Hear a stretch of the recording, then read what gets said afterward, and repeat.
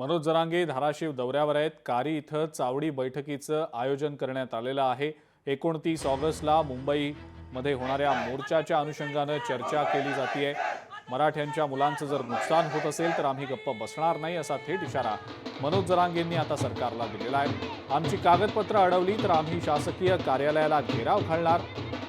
मंत्री संजय शिरसाट अधिकाऱ्यांवर दबाव आणतायत असा अत्यंत गंभीर आरोप सुद्धा मनोज जरांगे यांनी संजय शिरसाट यांच्यावर केला। मग शिरसाट साहेब एककडून मराठ्यांची मनधरणी करतायत आणि दुसरीकडून मराठ्यांच्या पोराचं वाटून करायचं पण काम करतायत की काय अशी आता शंका यायला लागली। संजय शिरसाट साहेबांबद्दल आमची कसलीच तक्रार नव्हती, परंतु आता वाटायला लागले कारण आम्ही त्यांना 4 ते 5 वेळेस सांगितलं तुमचे अधिकारी सांभाळा नसताना या अधिकाऱ्यांना घेराव होणार आणि आता ती परिस्थिती होणार।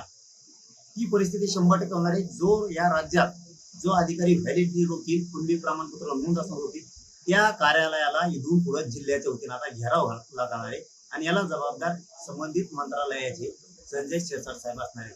कारण त्यांचेच ते अधिकारी म्हणते त्यांना जर नाव पाहिजे असेल शिरसाट साहेबाला तर आम्ही नाव सुद्धा द्यायला तयार ते अधिकारी आता अंधारातून सांगायले की मंत्री सांगतात आम्हाला की थोडं थांबून दे लेट करून दे म्हणजे तुम्ही आमचे पोरं मारायला निघाला। म्हणजे याच्यात मंत्र्यावरती सुद्धा आता मराठ्यांना राज्यातल्या संशय आला।